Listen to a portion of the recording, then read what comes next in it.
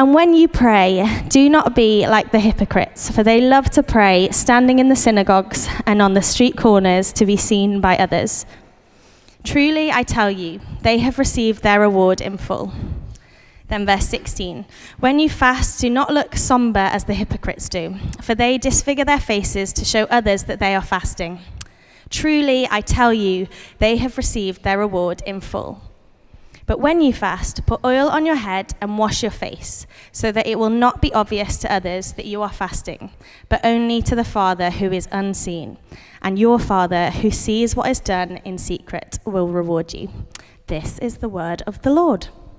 Thanks be to God. Thanks be to God. Amen.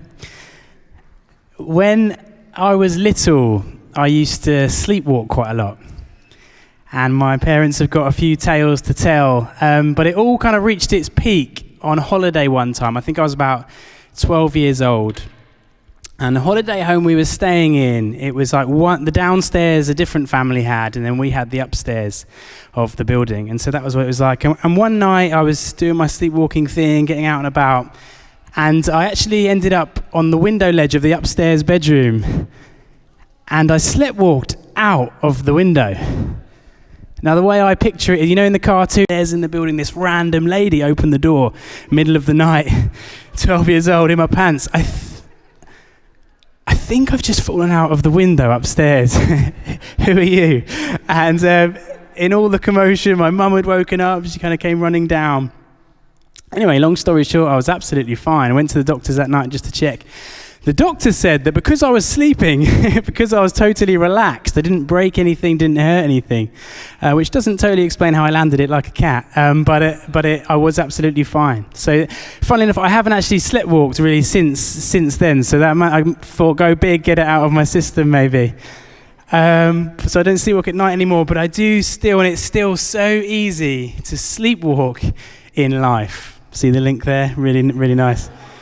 It's so easy to sleepwalk through life, almost unintentionally, gradually, without noticing, becoming like a certain type of person, living a certain type of life. The day by day, almost years later, can turn around. It's like, wow, this is who I'm becoming. This is what my life, this is how I'm being formed into this particular way of life. And I think it's so important and so helpful to almost be alive to that, be aware of how we're being formed, aware of how we're being shaped. As we live. And this really what this series is about, the long game, as we look at these different practices and these different habits. We've said it really, they function like a trellis, like a structure to help something grow and flourish, to help us to be alive and to be awake into how we're being shaped and how we're being formed. And if you're just jumping in, it's so good to have you. Some of the other talks will be really helpful as well. Firstly, we looked at the practice of Sabbath, this day in the week, set apart to stop and delight, to pray and to play, this holy resistance to a restless and relentless world that we can identify with. And then we looked in a similar way at the practice of stillness, this idea of abiding rather than striving, intentionally taking time out from the noise of the world to cultivate a closeness with God and a deeper awareness of ourselves. And then last week, Emily looked at the practice of hospitality, living out our faith alongside others, extending the hospitality and the grace that we receive and that we find in Jesus to others. And we saw that this is so often modeled around a table, around meal times, which brings us today. Seemingly in contrast at first, but as we go, we'll see actually how related they are as we look today at the practice of fasting. Now, again, I think it's really important just to be alert and to really notice your reaction. Even when I kind of say fasting, that's what we're going to look at. To notice to what you're thinking about. For many of us, it might be a totally new concept, and it's good to acknowledge that. It might bring intrigue or excitement. It might make some of us feel uneasy or cynical or an element of shame. It's like this, oh no, another thing that I probably should be doing, another thing that I'm going to feel bad about ultimately. And again, I just want to say that it's shame that so often disconnects us from God, so acts as that block. And I think it's important just to almost notice our feelings and our reactions and our responses, and just to really encourage us to kind of lean into this, to be open to what it might be about. Because I really do think that shame and that feeling bad or overloaded is not God's intention, certainly not my intention today. So we're going to look at fasting, and before we kind of get into the kind of what, where, how, why, and all of that, I really want to just step back and give another little framework, as it was, almost like the kind of groundwork, the underlying themes that I think might be helpful just to be thinking about a topic like this. What's beneath the surface, and why might fasting actually be a practice that can bring us life? And so we're going to look at this little model. And I think really we all have a desire for wholeness. And we all have a desire for living a fruitful life. A wholeness that impacts how we see ourselves, how our relationships function, the world around us, and even creation itself. Wholeness is something we're made for. But as we seek this wholeness, I think there are different foundations that can lead in very different directions. And our reading from Matthew today really is helpful for exploring this, highlighting this. Because I think from the reading and what Jesus was saying, we get these two very different foundations, these two very different starting points. And that is one of wearing masks, and one is in being real. On this path, this journey to wholeness that we all seek, two different starting places. And when Jesus is talking about this, the mask, we get this kind of language from where he says, do not be like the hypocrites. He says it about the praying, and then he says it about the fasting. And it's an amazing phrase. We get it from the Greek hypokrates, which really is in that context, this compound noun that it literally meant an interpreter from underneath, or one who plays a part, acting under a mask. And at the time in Greek theatre, the actors would it would be like a kind of one-man show as we might know it. The actors would just be one person and they'd do the whole show, and they would wear different masks to show that they were playing different characters. So they kind of switch masks. And Jesus is giving this kind of reference to be like don't be like that. Don't be putting on these different masks. Like, it's time to be real, where we get this word that we've translated into and know as hypocrite. Because it's so tempting, isn't it, to feel like we should project a certain image of ourselves, portray perhaps that we've got it all together and that everything's good. Even in prayer before God, like kind of tempting to keep those masks on and to portray a certain way. But Jesus is saying, like, when you do this stuff, when you're doing these practices and these habits, like, take the mask off. Bring your true self. It's a great foundation, a great starting point. Because if we start with the mask, this projected image, hypocrites, we begin a misplaced pursuit towards the wholeness that we desire, where we avoid being real. That's kind of the heart of where this hypocrite is, the mask. We avoid being real, and we start pursuing, I think, comfort as a result. And this is something we can all relate to. It's far easier to avoid what's going on. And the pathway to comfort, I think, then becomes more like consuming. We need to feel a sense of emptiness, to block certain feelings as they come up. And the more we do that, the more it becomes natural. And then the more we consume, the less we feel. And so as we're trying to cover this void that started with the mask and kind of like escaping, really, if we're honest, it ends up leaving us feeling numb and unsatisfied, restless for something more, knowing that there is something more, that wholeness that we desire. And it kind of ends up being either numbing our feelings altogether or having an dissatisfaction, restlessness to our lives. And I think we can all probably relate to this on some level. Because I think this is so important, and I just wonder if, for all of us in the room, lots of pain is being numbed through escapism. What started as this desire for wholeness, actually just subtly in the day-to-day, the sleepwalking way of life, it can become a consuming, it can become a seeking comfort, and then all of a sudden we're numbing ourselves through escapism. And just to pause and to reflect, where perhaps is that coming from? How does that look in your life?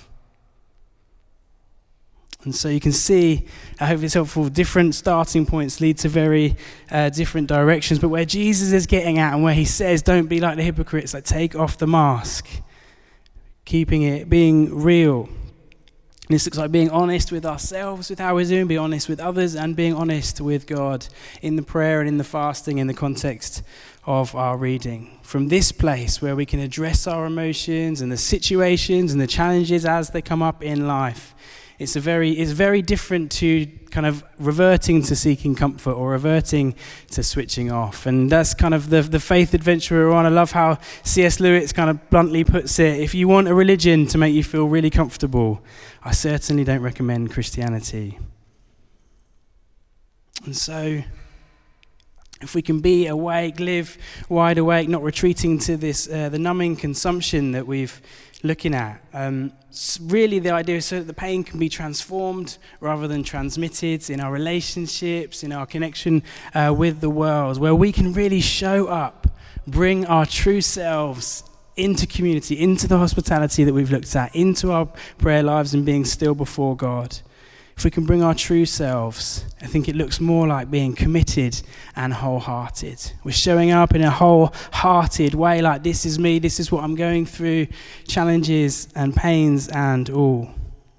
It's very different, the kind of committed, all in, this is my true self, to the comfort and the consuming. And this is where I think fasting comes in, just to kind of earth it in perhaps what we're all feeling a sense of. I think fasting can be a really helpful practice. I would even say a potential pathway to the wholeness and the fruitfulness that we desire.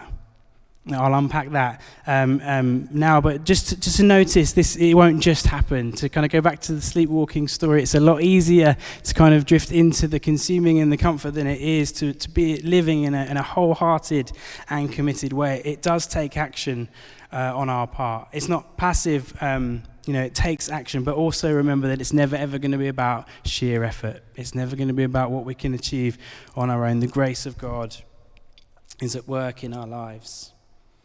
So let's look at fasting. This practice, I think, could be a helpful pathway towards wholeness. Really, it's refraining from food and drink for a spiritual purpose. So refraining from food and drink for a spiritual purpose. And I say food and drink because I think there's something specifically, particularly biblically, when we look at it, really, fasting is connected to food and drink. It's about almost like denying the body of something we need for that bigger purpose, relying on God. Because, I think we can often think of like social media or like shopping or TV, and all of that is very helpful, and I would definitely recommend it, and almost like pausing on other things to give space for God. Totally think that's good, but I think when we talk about fasting specifically, really it is talking about food and, perhaps just drinking water. And I think there's a reason for that.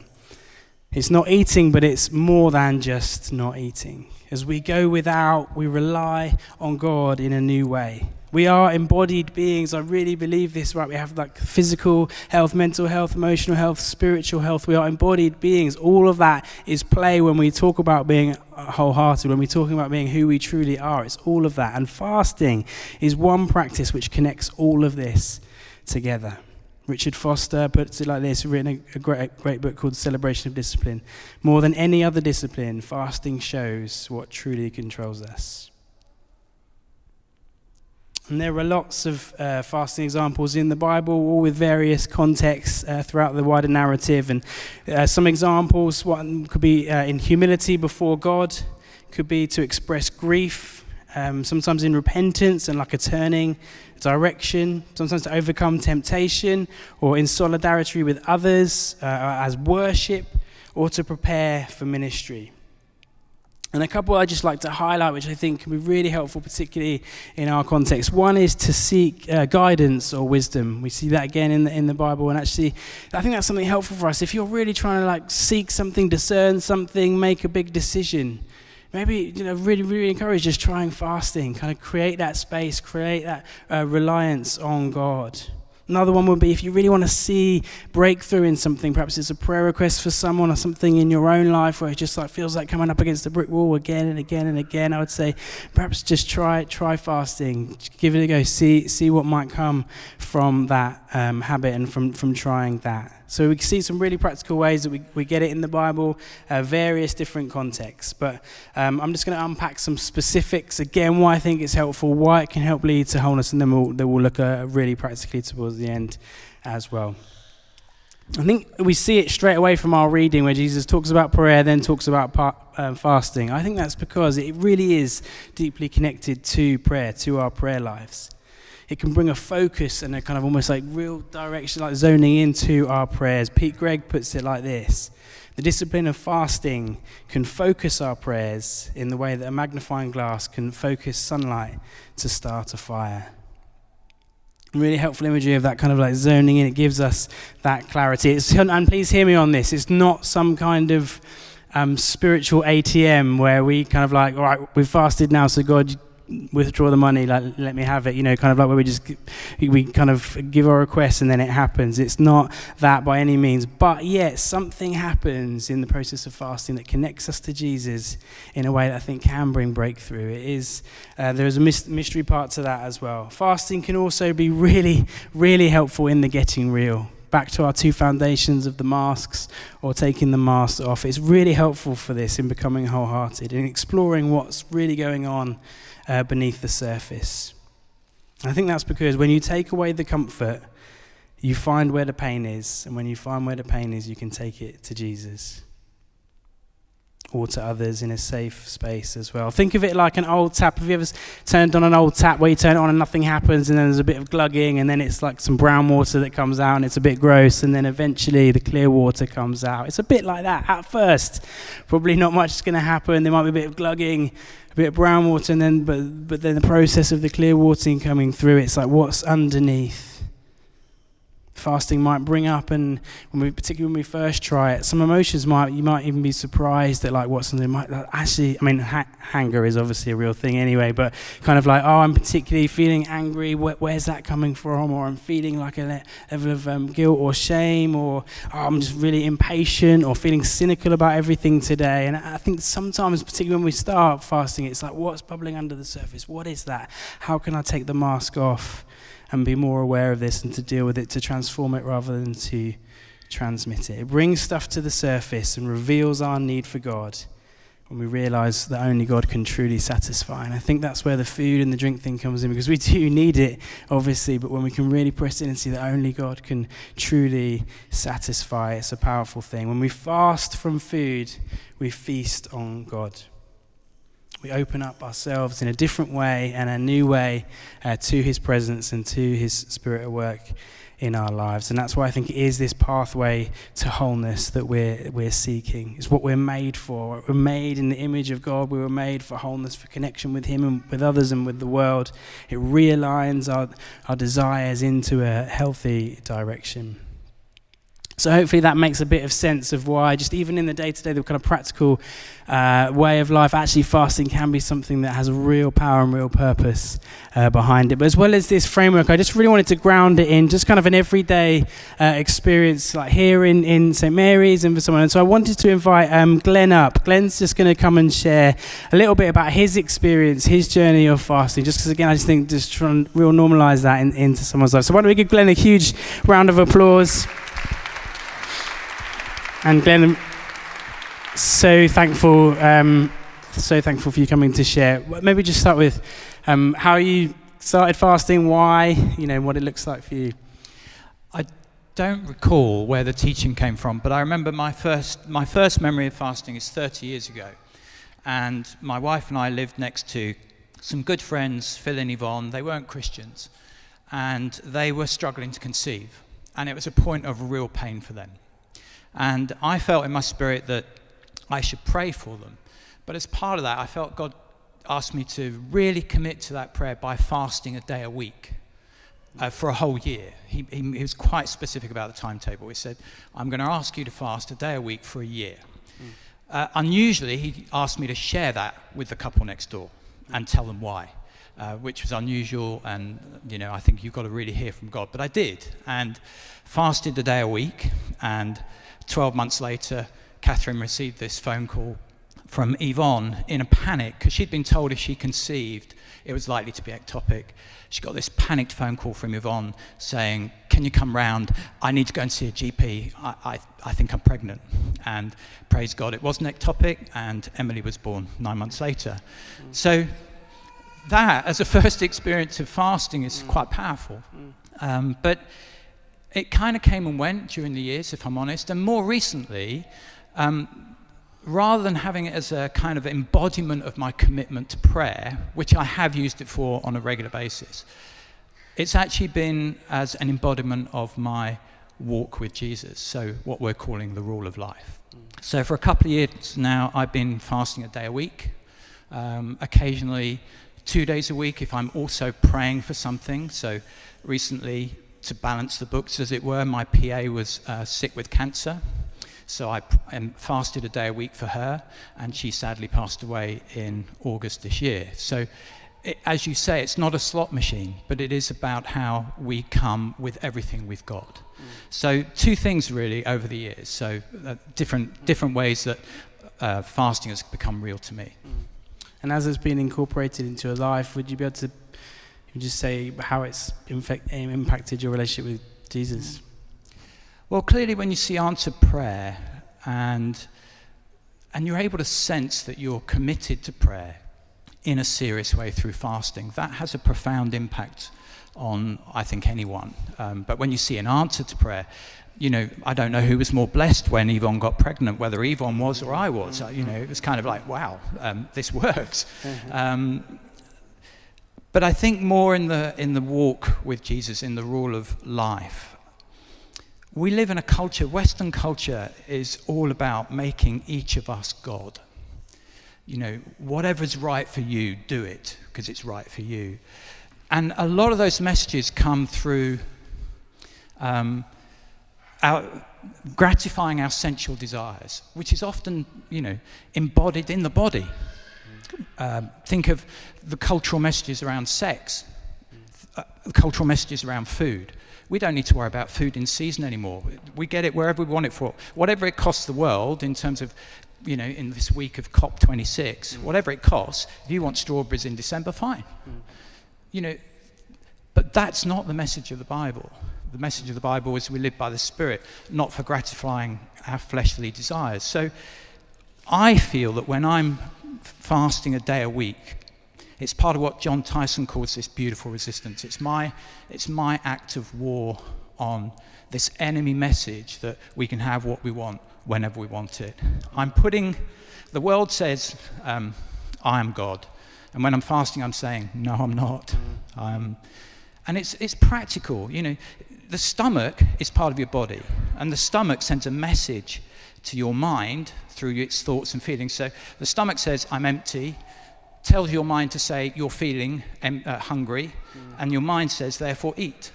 But actually, by the Spirit, the heart of us, not our actual heart, but the heart of God in us, can say, no, mind and body, you're slave to the Lord of my life.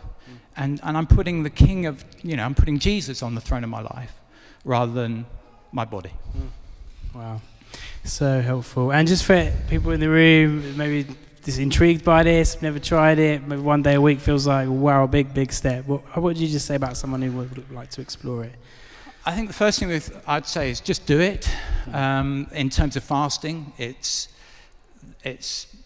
amazing the power of it. 90% of us can do it with no problem. I do check with your GP if there's any doubt. So diabetics immediately come to mind, for instance. But most of us can do it. Practically speaking, I would say that, first of all, you're absolutely right. Do not fast fluids. Fast specific types of fluids if you want to, but you must drink. That's kind of a really important thing. But it is about food, not TV and social media. Because you're coming against this message in your body. You're saying, my body is not king, God is king. So I started with, and by the way, I'm afraid there's no shortcut. The idea is you feel hungry. It's not like a prayer, Lord, help me not to feel hungry. That doesn't work. The point is you are to feel hungry. So in my mind, I've got to fast at least 2 meals. So I would suggest someone starts with what I call a 24-hour fast. So maybe you'd have breakfast, fast the midday and evening meal, and then have breakfast the next day. And the way it works for me is that I will feel hungry. But every time that message goes from my stomach to my mind that says, you're hungry, eat, I offer it as a sacrifice to Christ. I just say, Lord, I'm not going to eat. This is my prayer to you, my thanks to you for everything you're doing. And then once you've done 24 hours, 36 hours is obvious. It's, maybe have an evening meal on a Monday. Don't eat anything on a Tuesday. First thing you eat is on a Wednesday. a day a week is probably more than enough to get you going. Apparently, for hundreds of years, if you were a Christian, it was very, very common to fast 2 days a week. But I've been doing this for a couple of years. I'm only just stepping up to that as a regular part of my walk with Jesus. So I think start where you're at, but I'm afraid, you have to get hungry. It's part of it. Thank you so much. We give Glenn a round of applause. Really, really helpful.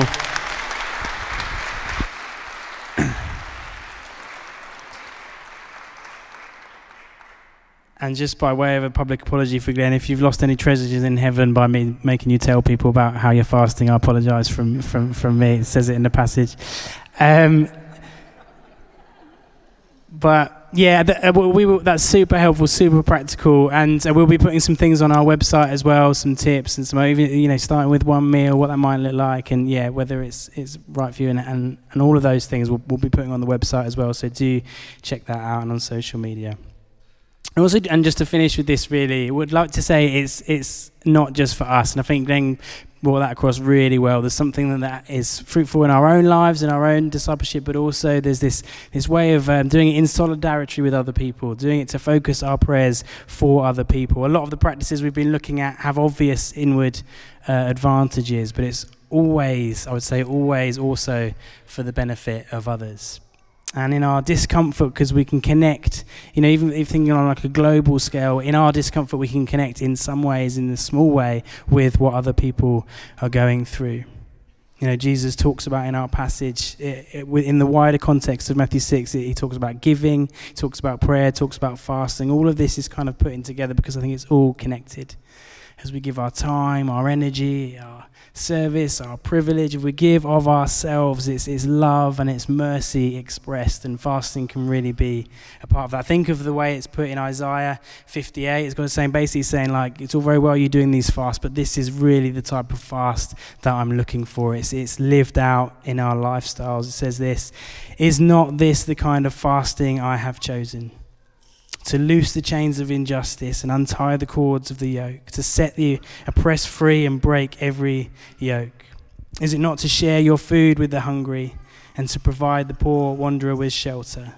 When you see the naked, to clothe them and not to turn away from your own flesh and blood." This is the kind of fasting that God desires. So it's also on a heart level and a lived out level, something to really be turned outwards as we stand with others. And I think this then can become really a posture of what we call contending.